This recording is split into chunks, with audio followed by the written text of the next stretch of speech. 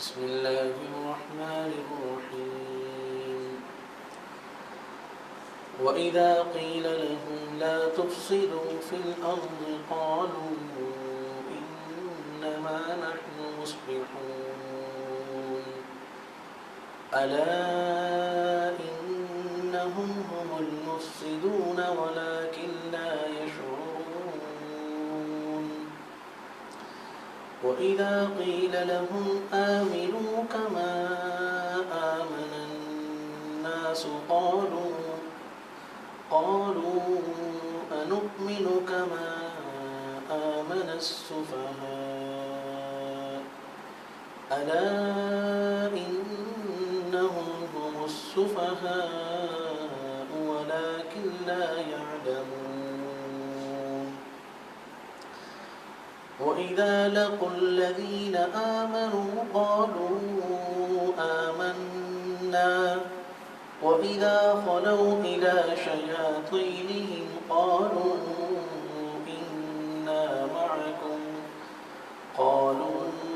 إنا معكم إنما نحن مستهزئون الله يستهزئ بهم ويمدهم في طغيانهم يعمهون أولئك الذين اشتروا الضلالة بالهدى فما ربحت تجارتهم وما كانوا مهتدين صدق الله مولانا العظيم.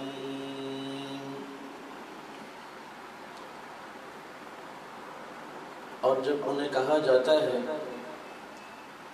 کہ زمین میں فساد مت پھیلاؤ تو وہ کہتے ہیں کہ ہم تو صرف اصلاح کرنے والے ہیں، خبردار بے شک وہی فساد پھیلانے والے ہیں اور لیکن انہیں شعور نہیں. اور جب انہیں کہا جاتا ہے کہ ایمان لاؤ جیسا کہ لوگ ایمان لائے تو وہ کہتے ہیں کہ کیا ہم نادان لوگوں کی طرح ایمان لے آئیں؟ خبردار بے شک وہی بے وقوف نادان ہے لیکن انہیں علم نہیں. اور جب وہ ایمان والوں سے ملتے ہیں تو کہتے ہیں کہ ہم ایمان لائے، اور جب وہ تنہا ہوتے ہیں اپنے شیطانوں کی طرف تو انہیں کہتے ہیں کہ ہم تمہارے ساتھ ہیں، بے شک ہم تو مذاق کر رہے تھے. اللہ تعالیٰ ان کے ساتھ مذاق کرتا ہے اور اس نے ان کو سرکشی میں ڈھیل دے رکھی ہے اس حال میں کہ وہ بے بصیرت ہیں، یعنی وہ اپنی سرکشی میں یعمہون، اس کا معنی ہوتا ہے بصیرت یعنی بے بصیرت، کہ وہ اپنی سرکشی کے اندر جو ہیں وہ یعنی بھٹک رہے ہیں. وہی لوگ ہیں کہ جنہوں نے ہدایت کے بدلے گمراہی کو خریدا یعنی اختیار کیا. فما ربحت تجارتهم، بس ان کی تجارت نے ان کو نفع نہ دیا اور نہ ہی وہ ہدایت پانے والے ہیں. جیسا کہ آپ جانتے ہیں کہ منافقین کے بارے میں بات چل رہی ہے، تو کل 13 آیات ہیں اس رکوع کی جس میں سارا کا سارا تذکرہ منافقین کے بارے میں ہے.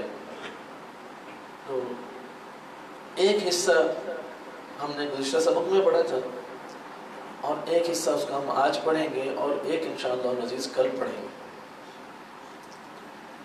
تو یہ فرمایا جا رہا ہے کہ جب انہیں کہا جاتا ہے کہ زمین میں فساد نہ پھیلاؤ، پہلی بات تو یہ کہ یہ زمین خاص زمین مراد ہے، یعنی مدینہ طیبہ میں فساد نہ پھیلاؤ، اس لیے کہ منافقین کے طبقے کا وجود کہاں تھا؟ مدینہ منورہ میں. تو چونکہ ابتدائی یہ جو آیات ہیں اس کا اولین مخاطب یہی منافقین کا طبقہ ہے جو مدینہ منورہ میں موجود تھا. اگرچہ آج بھی یہ آیات اسی طرح زندہ اور جاوید ہیں، سمجھ آ گئی؟ اس لیے کہ اعتقادی طور پر تو نفاق اگرچہ نہیں رہا، لیکن منافقانہ کردار کے حامل طبقات اور افراد آج بھی موجود ہیں۔ سمجھ آ گئی بھائی؟ تو اسی طریقے سے جیسے یہ خطاب مدینہ کے ان منافقین کو تھا، تو آج قرآن مجید کی ان آیات کا خطاب منافقین کے جو کردار ادا کر رہے ہیں طبقات، افراد، ان کو بھی اس کا خطاب ہے۔ بہرحال انہیں کیا کہا گیا کہ تم فساد نہ پھیلاؤ۔ اب سوال یہ ہے کہ وہ کیا کرتے تھے کہ جس چیز سے انہیں روکا گیا کہ زمین میں فساد نہ پھیلاؤ؟ یاد رکھو کہ فساد کی دو قسمیں ہیں، ایک فساد ظاہری ہے اور دوسرا فساد باطنی ہے۔ فساد ظاہری تو یہ ہے کہ ایک انسان یا ایک گروہ وہ ڈاکہ ڈالے، چوری کرے، کسی کو قتل کرے، زنا کرے، شراب پیے، کسی کا مال غصب کر لے، کسی کو تکلیف پہنچائے، کسی کا مکان گرا دے۔ بات سمجھ آ گئی؟ کسی بھی اعتبار سے وہ دوسروں کے لیے ایذا رسانی کا اور تکلیف کا باعث بنتا ہے، سبب بنتا ہے، تو وہ شخص کیا ہے؟ فساد ظاہری میں ملوث ہے۔ اور فساد باطنی کیا ہے؟ دوسرے نمبر پر فساد باطنی۔ تو فساد باطنی کیا ہے؟ وہ یہ ہے کہ دل میں نیکی اور خیر کا اور بھلائی کا جذبہ نہیں ہے۔ تو جب نیکی اور بھلائی کا اور خیر کا جذبہ ہی نہیں ہے تو پھر اس کی ہمدردیاں بھی انہی لوگوں کے ساتھ ہوں گی کہ جو بددین لوگ ہیں اور جو شر پھیلانے والے ہیں اور جو برائی پھیلانے والے ہیں، انہی کے ساتھ اس کی حمایت ہوگی، انہی کے ساتھ اس کی ہمدردیاں ہوں گی۔ تو دل کے فساد باطنی سے کہتے ہیں کہ دل جو ہے وہ شر کا مرکز بن گیا، دل جو ہے وہ برائی کا مرکز بن گیا، اور اس کے اندر ہر طرح کا فساد دل کے اندر موجود ہے، فساد دل کو اچھا لگتا ہے۔ تو ظاہر سی بات ہے کہ جب دل میں فساد ہے تو ظاہر میں بھی اس آدمی کے ذریعے سے فساد ہی واقع ہوگا، اور وہ دوسروں کے لیے بھی فساد کا ذریعہ بھی بنے گا، اور دوسروں کو فساد کے لیے ابھارے گا بھی صحیح، اور اس کے تعلقات اور اس کی دوستیاں، اس کی ہمدردیاں بھی انہی لوگوں کے ساتھ ہوں گی جو زمین میں فساد ظاہری میں ملوث ہوں گے۔ اور یاد رکھیں کہ فساد باطنی ہی دراصل فساد ظاہری کا سبب ہے۔ دیکھو نا، ایک آدمی کے دل کے اندر نیکی ہے تو اس کے ہاتھوں سے بھی نیکی ظاہر ہوگی، اس کی آنکھوں سے بھی نیکی ظاہر ہوگی، اور اس کے قدم بھی نیکی کی طرف بڑھیں گے، اس کی زبان نیک بات بولے گی، اور اس کے کان وہ نیک بات کو سننا پسند کریں گے، اس کے ہاتھ نیکی کے لیے اٹھیں گے، اس کے قدم نیکی کے لیے اٹھیں گے۔ اور اگر کسی آدمی کے دل کے اندر ہی برائی موجود ہے تو اب معاملہ بالکل برعکس ہو جائے۔ اب جو ہے وہ کیا کرے گا بھائی؟ وہ برائی کی طرف بڑھے گا، برائی کو پھیلائے گا، برائی والوں کے ساتھ اٹھے گا، بیٹھے گا۔ تو فساد باطنی یہ سبب ہے فساد ظاہری کا۔ بات سمجھ میں آ گئی نا؟ اب یہ دیکھ لیجئے کہ سب سے جو بری چیز ہے وہ اللہ تعالیٰ جو کہ ہمارے رب بھی ہیں، انسانوں کے خالق بھی ہیں، مالک بھی ہیں، رازق بھی ہیں، زندگی اور موت ان کے قبضہ اور قدرت میں ہے، اور انہی کی طرف سے خیر عطا ہونے والی ہے، اور وہی شر کو روکنے والے ہیں، وہی ہر طرح کی خیر پہنچانے والے ہیں۔ ایک شخص اللہ کی ان ساری نعمتوں سے استفادہ کرے اور پھر اسی کا انکار کرے، اسی کے رسول کا انکار کرے، اسی کی طرف سے آنے والی وحی کا انکار کرے، تو اس سے بڑا فساد اور کیا ہوگا؟ اس سے بڑا تو کوئی فساد نہیں ہو سکتا۔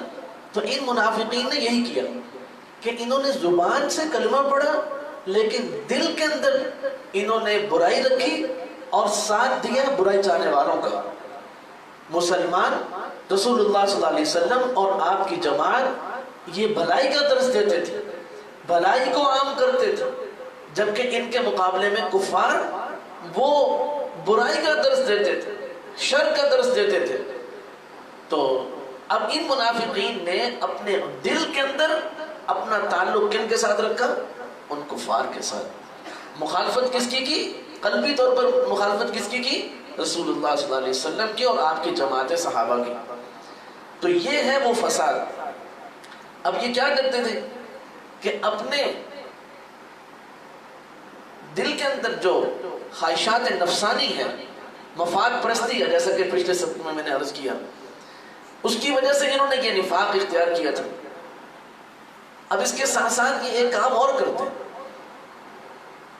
کہ اسلام اور دین کے بارے میں شکوک و شبہات پیدا کرنے کے لیے، اسلام اور دین کے بارے میں شکوک و شبہات پیدا کرنے کے لیے جو نئے نئے مسلمان تھے یا ابھی کمزور عقیدہ رکھنے والے تھے، تو وہ ان کے ساتھ اس قسم کی گفتگو کرتے ہیں کہ ان کا ایمان اور کمزور پڑ جائے اور وہ ایمان سے دور ہو جائے۔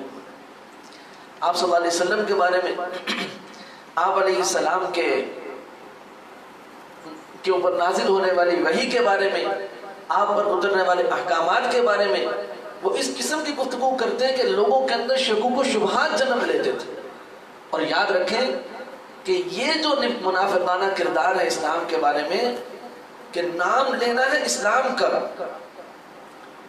نام لینا ہے دین کا، نام لیتے ہیں رسول اللہ صلی اللہ علیہ وسلم کا، نام لیتے ہیں قرآن مجید کا، لیکن اسی دین کے بارے میں شکوک و شبہات پیدا کرتے ہیں اور ظاہری طور پر یہ کہتے ہیں کہ ہم دین کے ساتھ مخلص ہیں، لیکن حقیقتاً ان کا جو کردار ہے وہ فساد فی الارض کا سبب ہے۔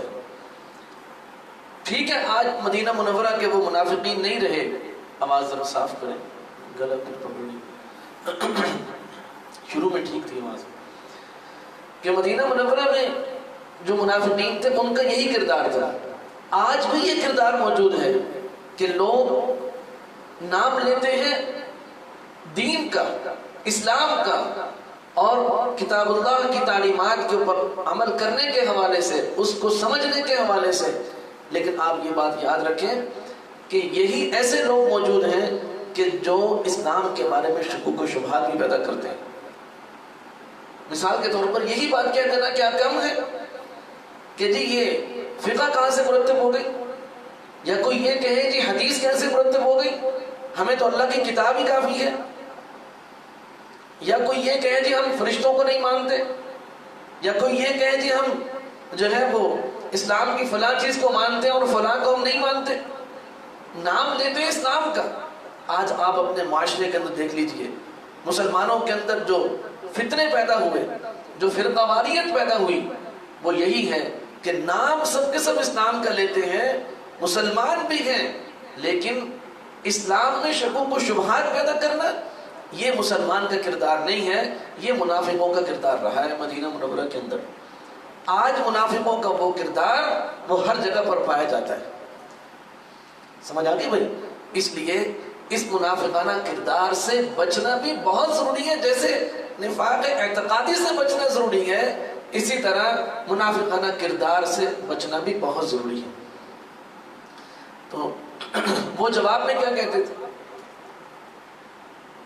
اچھا یاد رکھیے ایک بات ذرا اور سن لیجیے، وہ جو کافروں کا ساتھ دیتے تھے قلبی طور پر، ظاہری طور پر مسلمانوں کی حمایت کرتے تھے، قلبی طور پر کس کا ساتھ دیتے تھے؟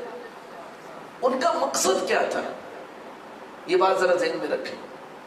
ان کا مقصد یہ تھا کہ یہ اسلام غالب نہ ہو، یہ اسلام مزید آگے نہ پھیلے اور مزید لوگ اس میں داخل نہ ہو، بلکہ شکوک و شبہات کے ذریعے سے لوگ مسلمانوں سے ٹوٹیں اور رسول اللہ صلی اللہ علیہ وسلم سے ٹوٹ جائیں، اور اسلام کی جو ایک شان و شوکت اور اس کی جو ایک قوت ابھر رہی ہے، یہ قوت نہ ابھرے۔ سمجھے بات کو؟ بلکہ وہ کیا چاہتے تھے کہ ان کی تعداد کم ہوتی جائے، یہ کمزور پڑتے چلے جائیں، اور نتیجے میں کیا ہو؟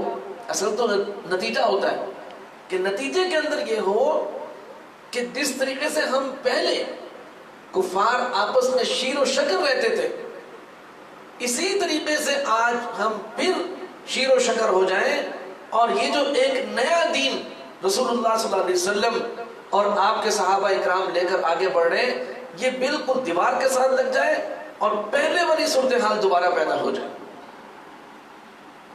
سمجھے بات کو؟ اب بظاہر اگر یہ نظریہ دیکھا جائے، یہ سوچ دیکھی جائے، تو وہ آپس میں بیٹھ کے بھی یہی بات کرتے تھے کہ ہم تو لڑائی کو ختم کرنا چاہتے ہیں، ہم تو شیر اور شکر ہونا چاہتے ہیں، لڑائی تو ان لوگوں نے پیدا کی ہے، نہ یہ دین کی بات کرتے. اب دیکھو نا کہ اگر ایک شخص نے کلمہ پڑھا لا الہ الا اللہ محمد رسول اللہ، اس کا والد اس کا مخالف ہو گیا، اس کی والدہ مخالف ہو گئی، بیوی بچے مخالف ہو گئے، کاروباری یار دوست احباب سب مخالف ہو گئے. اب وہ کہتے ہیں دیکھو ان کے کلمے نے ہمارے اندر پھوٹ پیدا کر دی، ہمارے اندر فساد پیدا کر دیا. یاد رکھو انسان سب سے پہلے اللہ کا ہے، اس لیے سب سے پہلے اس کو اپنا تعلق اللہ تعالیٰ کے ساتھ درست کرنا ہے، اور اللہ کے ساتھ جب تعلق درست ہوتا ہے تو پھر اسی بنیاد پر انسانی تعلقات قائم ہوتے ہیں. اس لیے کہتے ہیں کہ محبت ہو وہ بھی اللہ کے لیے، دشمنی اور بغض ہو تو وہ بھی اللہ کے لیے.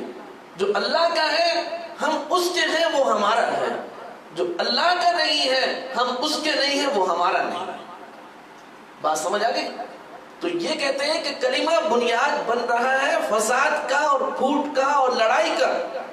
یاد رکھیے کہ کلمہ اس کی بنیاد نہیں بنتا، بلکہ تمہارا عقیدہ اور تمہاری سوچ اور تمہارے تعلقات کی جو بنیاد وہ سب دنیا داری کے اوپر ہے، وہ سب بے دینی کے اوپر ہے، وہ سب شرک کے اوپر ہے، وہ سب شرارت کے اوپر ہے، وہ سب شر کے اوپر ہے.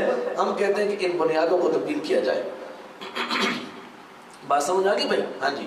تو یہ ہے، تو فساد کا سبب جو اسلام اور خیر کی راہ میں رکاوٹ ہے اور اس کو کمزور کرنا چاہتے ہیں وہ فساد کا ذریعہ ہے، نہ یہ کہ خود خیر اور خیر کی محنت اور خیر پر اجتماعیت جو قائم ہونے جا رہی ہے، نہ یہ کہ یہ سب کچھ فساد ہے. یہ فساد نہیں ہے.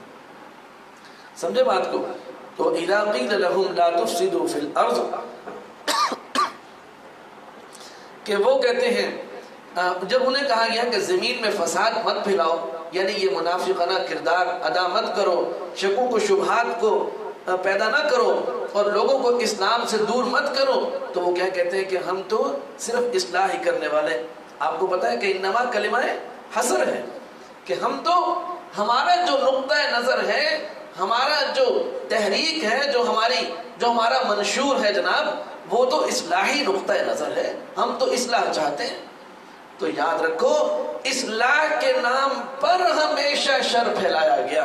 کوئی آدمی کہتا ہے کہ میں چور ہوں، چور نے کبھی کہا کہ میں نے چوری کی ہے؟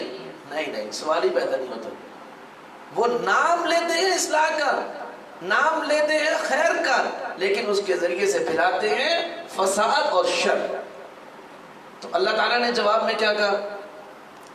اللہ یعلم المفسد من المصلح، کہ اللہ تعالیٰ جانتے ہیں کہ کون اصلاح کرنے والا اور کون فساد پھیلانے والا ہے.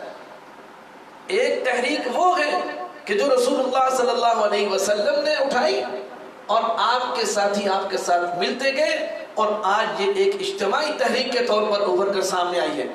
اور ایک وہ کردار ہے جو کفار کا اور منافقین کا ہے. کیا دونوں کو موازنہ کیا جائے تو واضح نہیں ہے کہ کون جو ہے وہ خیر چاہنے والا ہے اور کون بھلائی پھیلانے والا ہے اور کون نیکی پھیلانے والا ہے، نیکی کو غالب کرنے والا ہے، اور کون برائی کو چاہنے والا ہے اور برائی کی ہمدردیاں کرنے والا ہے اور برائی کو پھیلانے والا ہے. یہ بات واضح نہیں.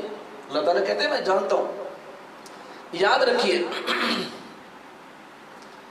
ایک اہم بات جو ابھی ذہن میں آئی، یہ بات ذہن میں رکھ لیجیے کہ اللہ تعالیٰ نے جو تعلیمات دی ہیں انسانیت کے لیے،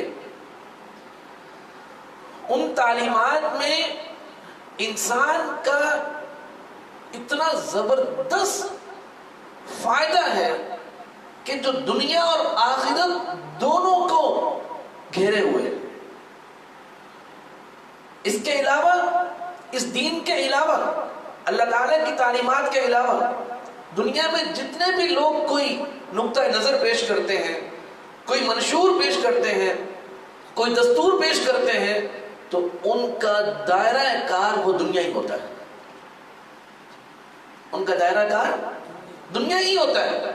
یہ دین اسلام ہے کہ جس کا دائرہ اس زندگی سے بہت آگے اگلی زندگی تک بڑھا ہوا ہے، بلکہ یاد رکھو کہ اسلام کا اصل جو محنت کا دائرہ ہے وہ تو آخرت کی بہتری ہے۔ اگر کوئی ایسی اصلاحی کوشش کی جائے کہ جس میں یہاں پر تو لوگ آپس میں شیر و شکر ہو جائے اور ان کی دنیا بن جائے اور ان کے دنیا کے کام سارے کے سارے سدھر جائیں، ان کی معیشت درست ہو جائے، ان کی سیاست درست ہو جائے اور ان کا نظام تعلیم جو ہے وہ درست ہو جائے، کاروبار عام ہو جائے، غربت ختم کر دی جائے، تو دنیا کے اندر اس طرح کے تو بہت سارے آپ دنیا کے ملکوں میں دیکھ رہے ہیں کہ جہاں ہر جگہ یہ سسٹم پھیلا ہوا ہے کہ بہت امن ہے۔ آپ دیکھ نہیں رہے، یورپی ممالک میں دیکھ لیں، آپ دوسرے ممالک میں دیکھ لیں کہ جہاں بہت امن ہے، معیشت بہتر ہے اور جناب تعلیم ہر ایک کے قدرت میں ہے اور ہر طرح کے حالات سازگار ہیں، لیکن دین نہیں ہے۔ اسلام کا پہلا نقطہ نظر وہ آپس کے اور دنیا کے معاملات درست کرنا نہیں ہے، وہ اول ہے اپنی آخرت کو درست کرنا، اور یہاں تک کہ آخرت کو درست کرنے کی وجہ سے اگر تمہارا دنیا کا نقصان ہوتا ہے تو برداشت کرو۔ قرآن مجید میں آپ نے پڑھا وَوَصَّيْنَا الْإِنسَانَ بِوَالِدَيْهِ حُسْنًا وَإِنْ جَاهَدَاكَ عَلَىٰ أَن تُشْرِكَ بِي مَا لَيْسَ لَكَ بِهِ عِلْمٌ، کہ والدین کے ساتھ حسن سلوک کا ہمیں حکم ہے، لیکن فرمایا اگر وہ والدین جاہداک کا لفظ استعمال کیا کہ اپنی پوری قوت اور پوری کوشش صرف کرتے ہیں اس بات کے اوپر کہ تم اللہ تعالیٰ کے ساتھ شرک کرو، اور ظاہر ہے کہ دنیا میں تو شرک کرنے کا فائدہ ہی تھا نا بھائی، یا نقصان تھا۔ شرک کرتے تھے تو کاروبار کی اجازت تھی، شرک کرتے تھے تو کوئی آپ کے ساتھ کوئی لڑائی نہیں تھی، آپ کو کوئی تکلیف نہیں تھی۔ جب آپ نے توحید کی بات کی ہے، جب کوئی صحابی توحید کی بات کرتا تھا، اسی بنیاد پر اسے زمین پر لٹا کر مارا جاتا تھا، اس کے اوپر تلواریں تانی جاتی تھی اور اس کی گردن اڑانے کی بات کی جاتی تھی، تو کہا کہ بھائی والدین بھی اگر پوری کوشش کریں تب بھی تم نے یعنی شرک نہیں کرنا بلکہ توحید کے اوپر قائم رہنا ہے، اور توحید کے اوپر یہاں تک قائم رہو کہ اگر تمہیں جلا دیا جائے، تمہیں کاٹ دیا جائے، تب بھی یاد رکھو اس بات سے کہ اپنی جان تو پیش کر دینا، اپنا مال پیش کر دینا، اپنی اولاد پیش کر دینا، دنیا کی ساری قربانیاں دے دینا، لیکن توحید کے اوپر آنچ نہیں آنی چاہیے، اس لیے کہ یہ بنیاد ہے تمہاری آخرت کی، اس لیے کہ یہ بنیاد ہے تمہاری رب کے ساتھ درست تعلقات کی۔ یاد رکھیے کہ آج بھی لوگ بہت ساری باتیں کرتے ہیں کہ صاحب ہم ایسا دستور پیش کرتے ہیں کہ آپ کے حالات بالکل ٹھیک ہو جائیں گے۔ یاد رکھو وہ دستور کہ جس کے اندر دنیا کے حالات کی درستگی کی تو بات ہو، لیکن آخرت کو پس پش ڈال دیا جائے، جس میں دین کو پس پش ڈال دیا جائے اور جس میں رب کے ساتھ تعلقات کو پس پش ڈال دیا جائے، یہ ایک وقتی منافع ہے، یہ دنیا کی اصلاحی پہ جو کوشش ہے، تحریک ہے، یہ ایک وقتی فائدہ ہے۔ منافقین بھی یہی چاہتے تھے کہ دنیا کے ہمارے تعلقات، دنیا کے معاملات جو معمول پر آ جائیں، دین چاہے پس پش چلا جائے، ہمیں دین کی ضرورت نہیں۔ انہوں نے کیا کیا تھا؟ اپنی دنیا کو درست کیا تھا۔ چنانچہ اللہ تعالیٰ نے کیا فرمایا کہ وہ کہتے ہیں کہ ہم اصلاح شعار ہیں، ہم تو اصلاح ہی چاہتے ہیں۔ یاد رکھ لو، میری بات یاد رکھو، ایک بہت اہم بات ہے کہ اگر کسی آدمی کی نیت بھی اصلاح کی ہو لیکن اس کے کردار سے جو چیز پھوٹ رہی ہے وہ اصلاح نہیں ہے، وہ فساد ہے، تو محض نیت کے درست ہونے سے ہم یہ نہیں کہہ سکتے کہ آپ کی کوشش بھی درست ہے۔ یہ بہت باریک بات ہے، سمجھے بات کو؟ یہ نہیں سمجھے کہ بھئی اگر صرف کسی آدمی کی نیت درست ہے یا کسی طبقے کی کسی جماعت کی نیت درست ہے لیکن ان کا جو طریقہ کار ہے، ان کا جو کردار ہے اس کردار سے جو چیز پھوٹ کر سامنے آ رہی ہے، ابھر کر سامنے آ رہی ہے، وہ کیا چیز ہے؟ وہ فساد ہے، وہ دل کا فساد ہے، وہ فساد ظاہری ہے۔ تو یاد رکھو اللہ تعالیٰ فرماتے ہیں کہ تم جو کچھ بھی کہتے ہو، تم تو کہتے ہو کہ ہم اصلاح کرنے والے ہیں، الا انہم هم المفسدون، یہی لوگ ہیں جو فساد پھیلانے والے ہیں۔ دین کا مقابلہ کرنے والے وہ کبھی بھی اصلاح شار نہیں ہو سکتے۔ یاد رکھ لیجئے، مسلمان کا بلکہ ہر انسان کا سب سے قیمتی سرمایہ اور اس کی سب سے قیمتی متاع وہ دین ہے۔ دین کی حفاظت سب سے پہلے ہے، وہ اولین چیز ہے جس کو ترجیح دی جانی چاہیے۔ آج کیا ہو رہا ہے کہ دین ہو جائے گا ٹھیک، کوئی مسئلہ نہیں ہے، پہلے حالات تو ٹھیک کر لیں۔ بھائی دین کو درست خطوط پر لے کے چلو گے، دین کے ساتھ تم اپنا تعلق درست رکھو گے، تب تمہاری دنیا بھی درست ہوگی۔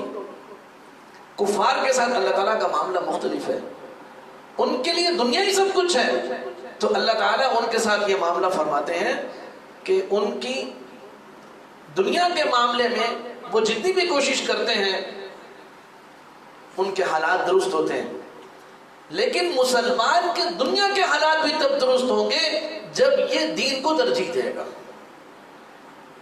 مسلمان قومیں دنیا میں تبھی ناکام ہوتی ہیں اور زوال پذیر ہوتی ہیں جب یہ دین کو پس پش ڈال دیتی ہیں۔ سمجھ آ گئی؟ تو یہ کہ دنیا کی فکر کرنا، دین کی فکر نہ کرنا، اس زندگی کی فکر کرنا اور آخرت کی فکر نہ کرنا، یہ منافقانہ کردار ہے۔ انہی کے بارے میں اللہ تعالیٰ فرماتے ہیں الا انہم هم المفسدون ولکن لا یشعرون، کہ یہ فساد پھیلانے والے لوگ ہیں لیکن انہیں شعور نہیں، یعنی نیت ان کی بہت اچھی ہے لیکن ان کی اچھی نیت کے باوجود ان کا جو کردار ہے وہ درست نہیں ہے۔ سمجھے بھائی بات کو؟ جی بھائی۔ اور فرمایا کہ انہیں جو ہے وہ یعنی اس بات کا شعور بھی نہیں ہے کہ کس طریقے سے ہمارے اندر سے ایک جو ہے وہ فساد پھیل رہا ہے، ایک برائی جو ہے وہ ابھر کر سامنے آ رہی، اس کو ان کو پتہ بھی نہیں چل رہا۔ وَإِذَا قِيلَ لَهُمْ آمِنُوا كَمَا آمَنَ النَّاسِ، اور جب انہیں کہا جاتا ہے کہ ایمان لاؤ جیسا کہ لوگ ایمان لائے، یہاں الناس سے مراد صحابہ اکرام ہیں رضوان اللہ تعالی علیہم اجمعین۔ فرمایا کہ ایمان کیا ہے؟ فرمایا ایمان یہ ہے کہ جس طریقے سے صحابہ اکرام نے عقائد اپنائے ہیں اور جس طریقے سے انہوں نے اعمال اختیار کیے ہیں، تو عقائد اور اعمال، سمجھ آ گئی؟ نظریات و خیالات اور کردار و افعال، ان دونوں چیزوں میں پوری انسانیت کے لیے، پوری امت مسلمہ کے لیے جو چیز اسوہ اور نمونہ ہے وہ صحابہ اکرام ہے۔ اگر کسی شخص کا عقیدہ الفاظ کے عین مطابق ہے، اپنے خیال میں وہ ماشاءاللہ سے بہت اچھا عقیدہ اپنائے ہوئے ہیں، لیکن جب ہم نے موازنہ کیا صحابہ اکرام کے عقیدے کے اور اس کا عقیدہ، جب دونوں کا موازنہ کیا تو نتیجہ کیا نکلا کہ بھئی صحابہ کا عقیدہ اور ہے اور اس کا عقیدہ اور ہے، تو یہ عقیدہ عند اللہ قابل قبول نہیں ہے، قابل اعتبار نہیں۔ سمجھے بات کو؟ جی۔ تو بھائی اسی طریقے سے اعمال کے اندر بھی یہی دیکھنا ہے کہ اعمال میں بھی صحابہ سے مطابقت ہو، تو اگر اعمال میں بھی مطابقت نہیں ہے تو پھر بھی وہ اعمال قابل قبول نہیں ہے۔ اللہ تعالیٰ نے اس آیت کے اندر ہمیں ایک معیار حق کا ایک معیار ہمیں عطا فرما دیا کہ حق ہے کیا؟ فرمایا عقیدہ، سوچ، خیالات اور یعنی اعمال اور کردار، ان سب میں تمہارے سامنے جو معیار ہے اور جو نمونہ ہے وہ صحابہ اکرام۔ الفاظ کے اوپر بھی نہیں جانا، بعض اوقات حدیث کے الفاظ سے، قرآن کے الفاظ سے کوئی بات ہمیں اور معلوم ہوتی ہے، لیکن جب ہم اسی آیت پر اور اسی حدیث پر صحابی کا عمل دیکھتے ہیں تو یاد رکھو کہ الفاظ کے فہم اور سمجھ میں ہم سے کوتاہی ہو رہی ہے، لیکن جو عمل صحابی ہے وہ ہمارے لیے حجت ہے اور وہی ہمارے لیے نمونہ ہے. تو انہیں کیا کہا جاتا ہے کہ ایمان لاؤ جیسا کہ صحابہ اکرام ایمان لائے. آج بہت سارے لوگ آج یہی کہتے ہیں کہ بھائی کیا کہتے ہیں صحابہ اکرام پر بھی تنقید کی جا سکتی اور وہ کوئی قابل حجت نہیں ہے ہمارے لیے, وہ کوئی نمونہ نہیں ہے اور وہ معیار حق نہیں ہے. یاد رکھو کہ جو صحابہ اکرام کو چھوڑے گا وہ بہت جلد جو ہے وہ دھوکہ کھائے گا اور وہ بہت جلد جو ہے وہ گمراہی کے گڑھے کے اندر جا کر گرے گا اور ایسا گرے گا کہ پھر اٹھنے کے قابل بھی نہیں رہے گا. جتنے طبقات آج آپ کو نظر آ رہے ہیں جو باطل ہیں اور باطل کا ساتھ دیتے ہیں, اس کی بنیادی وجہ یہی ہے کہ انہوں نے اس بات سے ٹھوکر کھائی ہے کہ عمل صحابہ کو اور صحابہ کے کردار اور ان کے اقوال و افعال اور ان کے عقائد و نظریات کو انہوں نے قابل حجت اور جو ہے وہ قابل تسلیم اور قابل نمونہ نہیں مانا. یہیں سے جتنے گروہ آپ دیکھو گے, جتنے گروہ دیکھ لیجئے, سمجھ آ گئی؟ ہاں جی, وہ سب کے سب جو ہے وہ اسی ایک بات سے دھوکہ کرتے ہیں. اللہ تعالیٰ نے کیا فرمایا, وَإِذَا قِيلَ لَهُمْ آمِنُوا كَمَا آمَنَ النَّاسِ, کہ جیسا کہ صحابہ اکرام ایمان لائے ویسا ایمان لاؤ. تو جواب میں وہ کیا کہتے ہیں, قَالُوا أَنُؤْمِنُ كَمَا آمَنَ السُّفَهَاءُ, کہ وہ کہتے ہیں کہ کیا ہم ایمان لائے جیسا کہ ایمان لائے بے وقوف لوگ, نادان لوگ, یعنی بے وقوف جو یعنی کسی بات پر ٹھہر نہیں سکتا اور کم عقل ہے, سمجھ آ گئی, اس کی عقل کمزور ہے, خفیف العقل ہے, اس کو کہتے ہیں بے وقوف. تو کیا ہم ایمان لائے بے وقوف لوگوں کی طرح؟ کیا مطلب کہ وہ صحابہ اکرام کو بے وقوف کس معنی میں کہتے تھے؟ وہ کہتے تھے دیکھو ہم جو ایمان لائے ہیں تو ہم نے ایک شخص کے پیچھے لگ کر, وہ شخص کون ہے؟ رسول اللہ صلی اللہ علیہ وسلم, ہم نے اس کی باتوں میں آ کر اپنی دنیا کا نقصان نہیں کیا. ہمارے تعلقات ویسے کے ویسے ہی ہیں, سرداروں کے ساتھ بھی ہمارے تعلقات ٹھیک ہیں, عوام کے ساتھ بھی ہمارے تعلقات ٹھیک ہیں, والدین کے ساتھ بھی ٹھیک ہے, کاروبار بھی ویسے ہی چل رہا ہے, نہ بیوی روٹھی, نہ بچے ناراض ہوئے, اور ایمان بھی موجود ہے. اور وہ صحابہ اکرام حضرت ابوبکر صدیق رضی اللہ عنہ سے لے کر سارے صحابہ کی تعریف بڑھی ہوئی کہ جب وہ ایمان لائے تو آپ علیہ السلام کے ہاتھ پر ہاتھ رکھا اور آپ کی زبان سے نکلے ہوئے کلمے کو اپنے لیے, آپ کے منہ سے نکلی ہوئی بات کو اپنے لیے جو ہے وہ انہوں نے لازمی سمجھ لیا, اس کے اوپر عمل کرنا, چاہے دنیا کا کوئی نقصان ہو جائے تو ہو جائے. ماں باپ چھوٹ گئے, سرداروں سے تعلقات ختم ہو گئے, عوام سے بگڑ گئی, سمجھ آ گئی, اور بعض اوقات والدین ناراض ہو گئے, کسی کی بیوی روٹھ گئی, کسی کے بچے ناراض ہو گئے, کسی کو کوئی رشتہ دینے کو تیار نہ ہوا, کسی سے کوئی کاروبار کرنے کو تیار نہ ہوا. یہ بھی کوئی عقل مندی کی بات ہے کہ انسان ایک آدمی کے پیچھے لگ کر اپنی زندگی کو ہی بگاڑ لے اور اپنے ہاتھوں سے بگاڑے؟ اس لیے وہ ان کو بے وقوف کہتے تھے. لیکن اللہ تعالیٰ نے کیا کہا؟ اللہ تعالیٰ فرماتے ہیں الا انہم هم السفہاء, کہ وہ تو صحابہ کو کہتے ہیں کہ نادان اور بے وقوف ہیں, نعوذ باللہ, یہ خود نادان اور بے وقوف ہیں. کیوں بھائی؟ آپ پورا قرآن مجید اٹھا کر پڑھ لیں, جواب میں اللہ تعالیٰ نے پورے قرآن مجید میں کہیں کسی کو اس طرح جواب نہیں دیا, لیکن جب اپنے صحابہ کی بات آئی تو اللہ تعالیٰ نے دفاع کیا صحابہ کا, اور وہی بات کہ جو انہوں نے صحابہ کے بارے میں کی تھی اللہ نے اپنی زبان سے کہی کہ یہ میرے صحابہ کو نادان اور سفہاء اور بے وقوف کہتے ہیں. حقیقت یہ ہے یہ خود نادان اور بے وقوف ہیں اور یہ سفہاء ہیں, میرے صحابہ ہرگز ایسے نہیں. ان کا دفاع کیا اللہ تعالیٰ نے. کہیں آپ نہیں دیکھیں گے آج لوگ ہمیں کہتے ہیں کہ جی آپ لوگوں کو کیا ہو گیا کہ آپ جو ہے وہ صحابہ کے دفاع میں اتنا آگے بڑھ گئے ہو کہ ہر طرح کا نقصان برداشت کرنے کو تیار ہو. یاد رکھو یہ ریت, یہ نمونہ میرا اور تمہارا نہیں, یہ وہ ہے جو رب تعالیٰ نے خود کیا ہے. برداشت نہیں کیا رب تعالیٰ نے کہ کوئی بات نہیں. کون سا رسول کو کہا ہے؟ صحابہ کو ہی کہا ہے نا, انا للہ و انا الیہ راجعون. دین خراب ہی تب ہوتا ہے جب ہم صحابہ کو چھوڑتے ہیں. اس لیے کہ جب صحابہ سے ہماری بگڑ گئی، نعوذ باللہ کسی نے ان کو مرتد سمجھا، کسی نے ان کو غلط سمجھا، کسی نے کہا کہ جی ہم ان پر تنقید کر سکتے ہیں اور وہ بڑی بڑی غلطیاں کرتے تھے، کسی نے کچھ کہا، کسی نے کچھ کہا، جب صحابہ اکرام کو ہی درمیان میں ہم نے خراب کر لیا تو رسول اللہ تک ہمارے پہنچنے کا ذریعہ تو صحابہ ہی تھے۔ جب ہم نے انہیں صحیح نہ سمجھا تو ہم رسول اللہ صلی اللہ علیہ وسلم تک صحیح کیسے پہنچ سکتے ہیں؟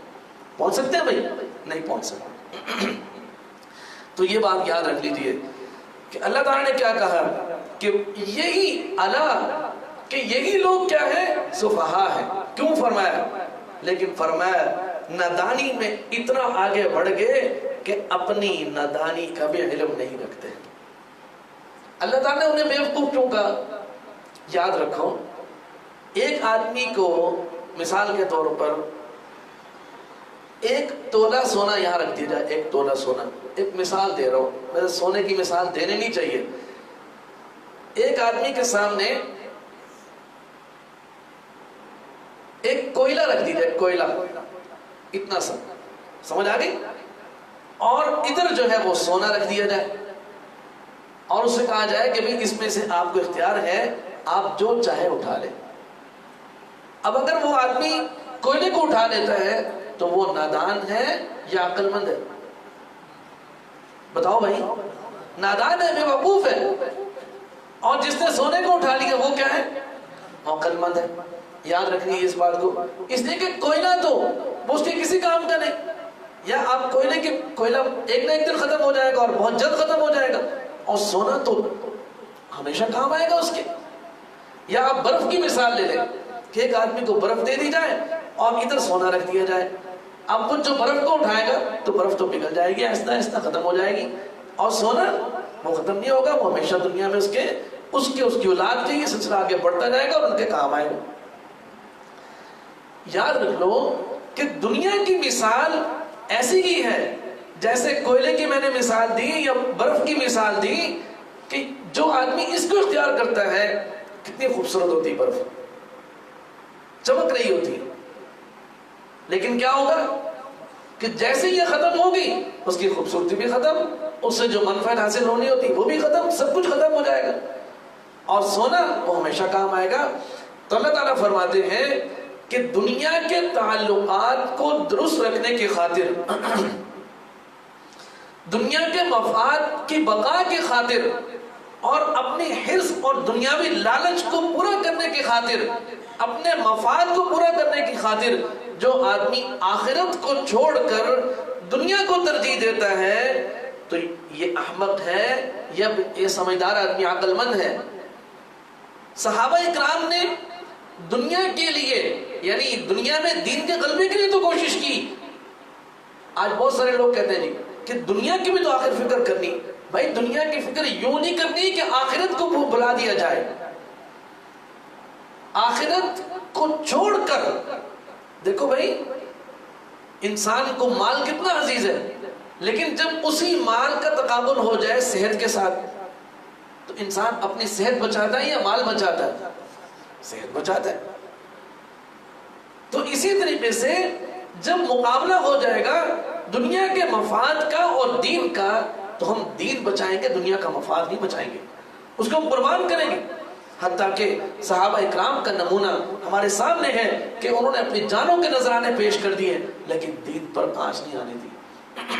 سمجھے بات؟ جی تو فرمایا کہ بے وقوف تو وہ ہیں جو دنیا کو ترجیح دیتے ہیں، دنیا کے تعلقات کو ترجیح دیتے ہیں، دنیا کے مفادات کو ترجیح دیتے ہیں۔ صحابہ اکرام تو عقل مند ہیں جنہوں نے ایسے دین کو اختیار کیا کہ جو آخرت میں بھی ان کے، دنیا میں بھی ان کے کام آیا اور آخرت میں بھی ان کے کام آنے والا ہے۔ بات سمجھ آ رہی بھائی؟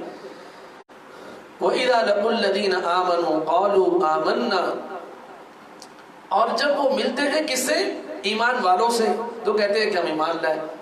یہاں آمنا سے مراد کیا ہے کہ ایمان والے تو اسی کو اپنا سمجھتے تھے نا کہ جو ایمان والا ہو بن کے دکھائے، ایمان والے اسی کو اپنا سمجھتے ہیں کہ جو ایمان والا بن کر دکھائے۔ تو یہ کہتے تھے کہ گویا کہ ہم تمہارے ساتھ ہیں اس لیے کہ تم بھی ایمان والے ہو اور ہم بھی ایمان والے ہیں۔ تو مسلمانوں کو اس جملے کے ذریعے سے، آمنا، اس جملے کے ذریعے سے وہ صحابہ اکرام کو یہ تسلی دیتے تھے کہ ہم لوگ تمہارے ساتھ ہیں، ہماری ہمدردیاں تمہارے ساتھ ہیں، تم ہمارے دوست ہو، ہم تمہارے دوست ہیں۔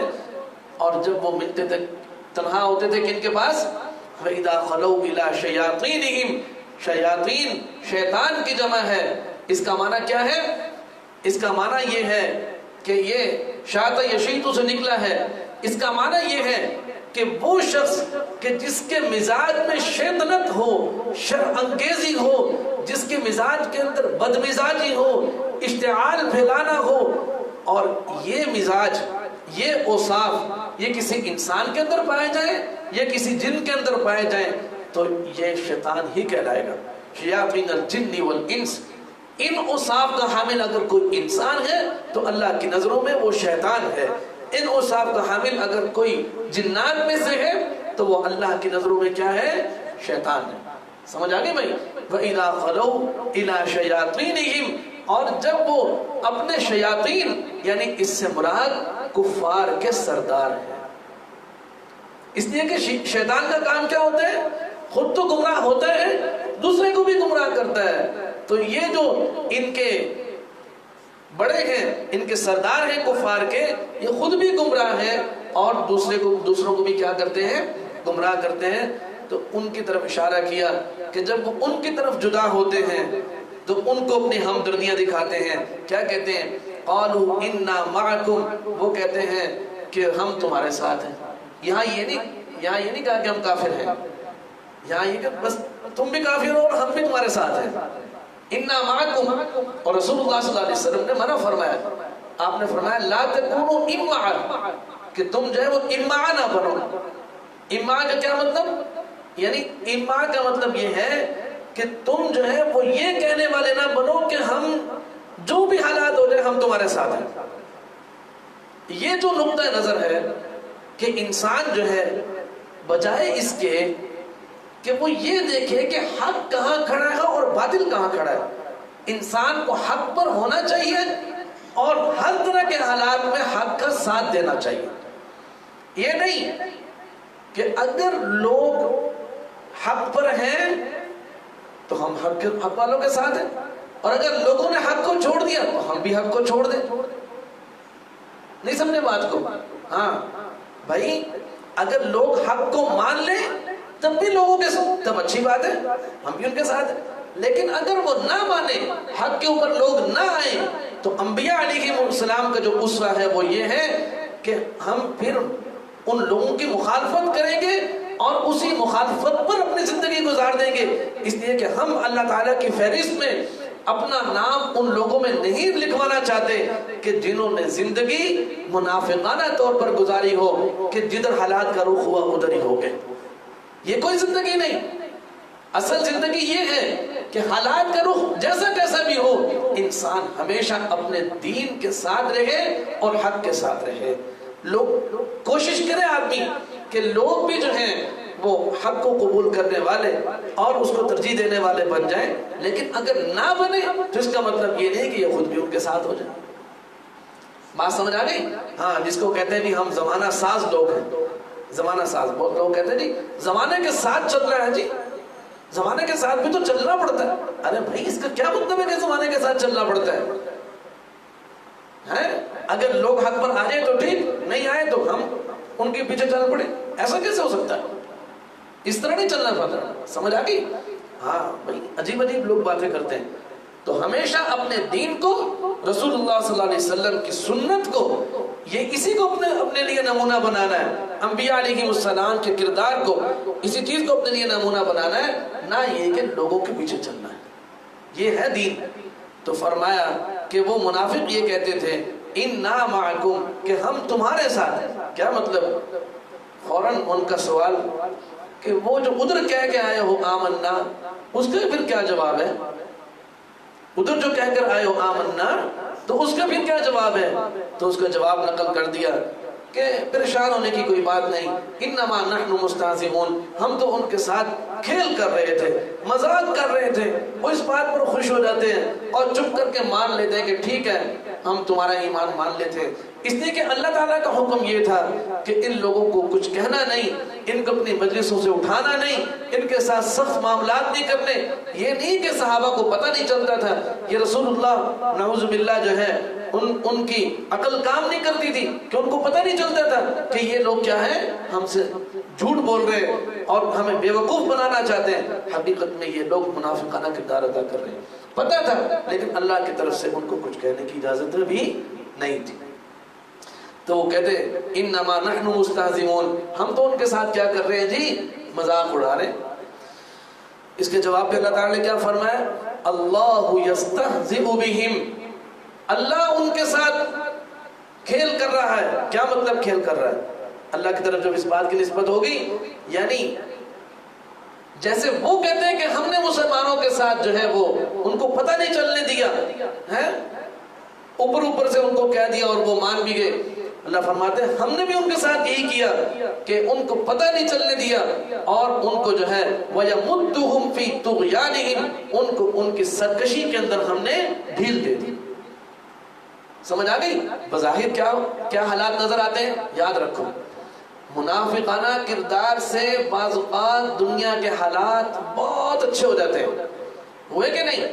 انہی منافقین کا آپ دیکھ لیں کہ قریش کے ساتھ بھی ان کی بنی ہوئی، سمجھ آ گئی، اور آس پاس کے جو قبائل ہیں ان کے ساتھ بھی بنی ہوئی، اور رسول اللہ صلی اللہ علیہ وسلم کے ساتھ بھی بنی ہوئی، صحابہ کے ساتھ بھی بنی ہوئی، سب کے ساتھ بنی ہوئی، بڑے مزے سے دنیا کی ٹھاٹ باٹ سے زندگی گزر رہی، ادھر سے کچھ ملا تو وہ لے لیا، ادھر سے کچھ ملا تو ادھر لے لیا، ان سے کاروبار کی نوبت آئی تو ان سے کر لیا، ان سے نوبت آئی تو ان سے کر لیا، ان سے مفاد کی ضرورت پڑی تو ادھر سے پورا کر لیا، ادھر سے ضرورت پڑی تو دنیا کے حالات تو ماشاءاللہ سے بڑے اچھے ہو گئے۔ تو کوئی ایسی تدبیر کہ جس تدبیر کی دین اجازت نہ دے، اس کو عمل میں لا کر دنیا کے حالات بعض اوقات اللہ تعالیٰ فرماتے ہیں میں خود ان کے درست کر دیتا ہوں، وَيَمُدُّهُمْ فِي طُغْيَانِهِمْ، اسی نفاق کے اندر، اسی کفر کے اندر اور اسی بے دینی کی پالیسی کے اندر میں ان کو ڈھیل دے دیتا ہوں، مہلت دے دیتا ہوں، دنیا کے اندر وہ مزے کرتے پھرتے ہیں۔ لیکن ہوتا کیا؟ فرمایا یا مہون، اس حال میں کہ وہ بھٹکتے پھرتے ہیں۔ کیا مطلب؟ یہ عمق سے نکلا ہے لفظ عمق، جیسے عمامنا بے بصر ہونا، اندھا ہونا، اس طرح عمق کا معنی ہوتا ہے بے بصیرت ہونا، یعنی ان کی عقل کام نہیں کرتی کہ ہم اپنا آخرت کا اور بلکہ دنیا کا بھی نقصان کر رہے ہیں۔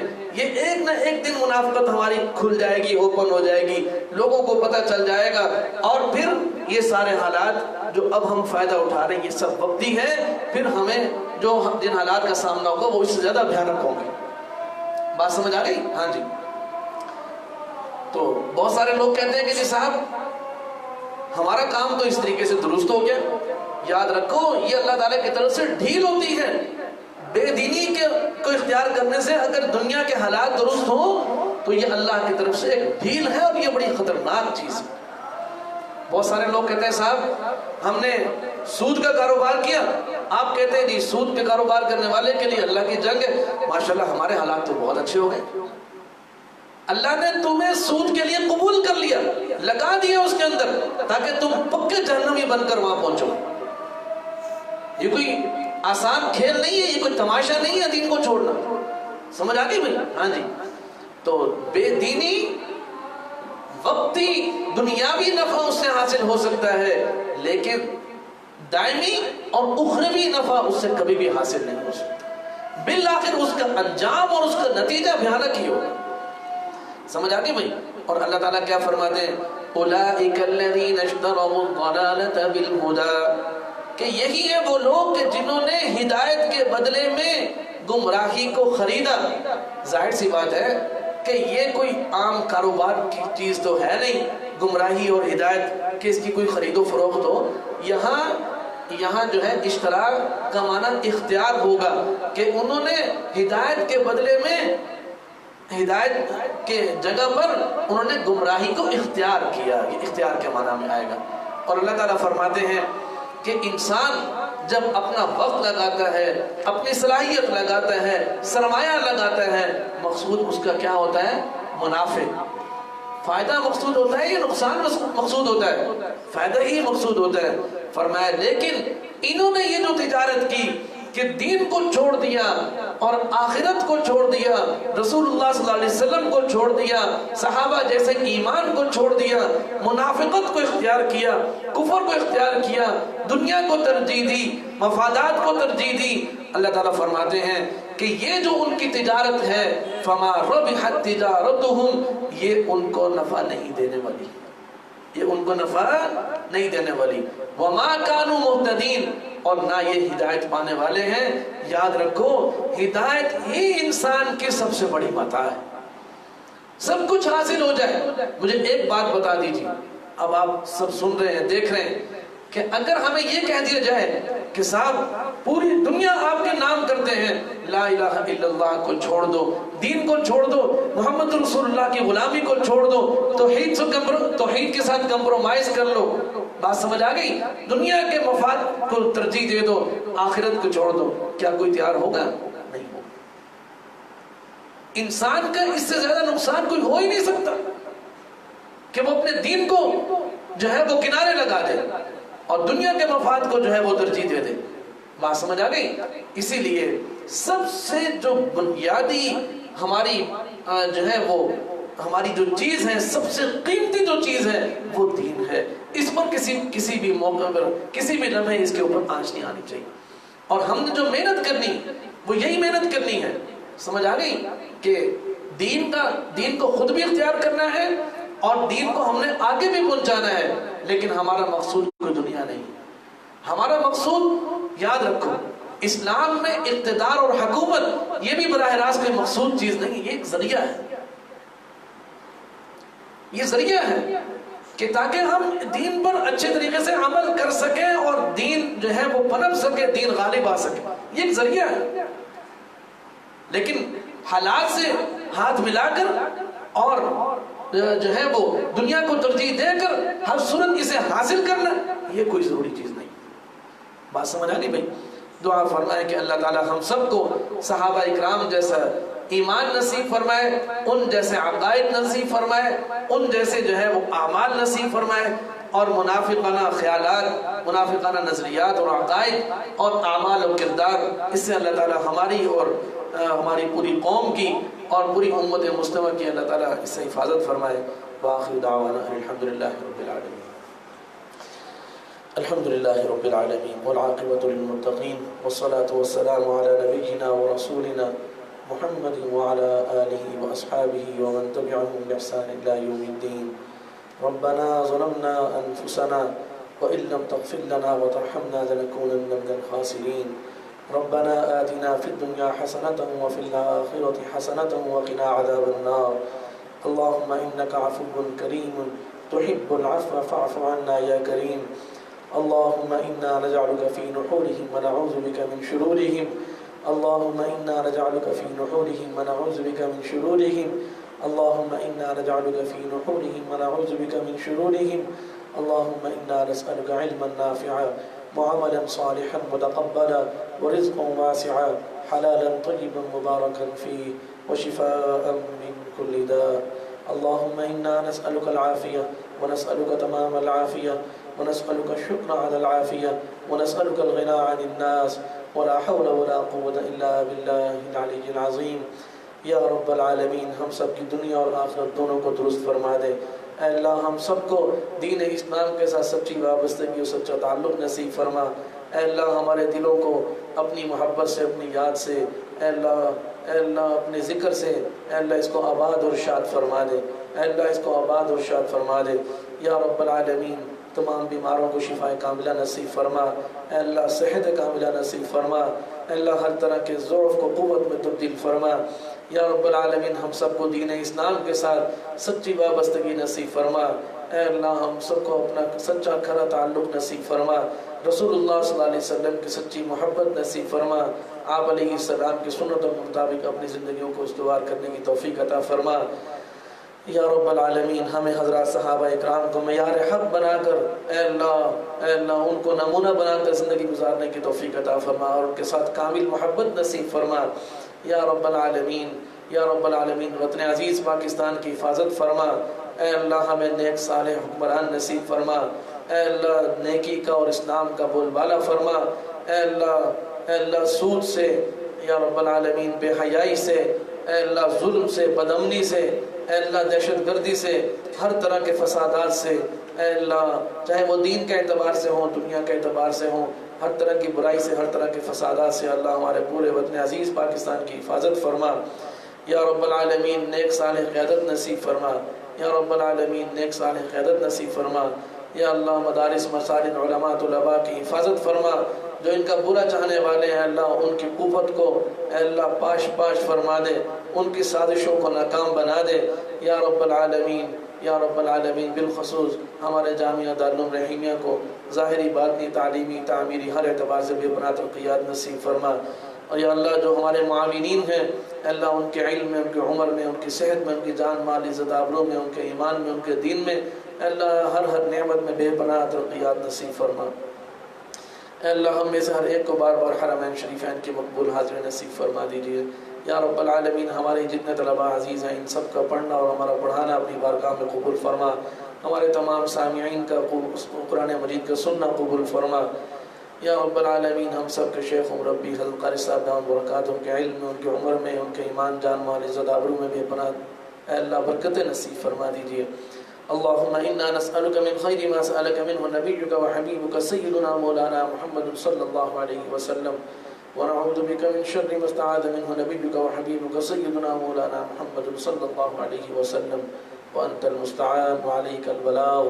ولا حول ولا قوة إلا بالله العلي العظيم ربنا تقبل منا إنك أنت السميع العليم وتب علينا إنك أنت التواب الرحيم وصل اللهم على نبينا ورسولنا محمد وعلى آله وأصحابه أجمعين.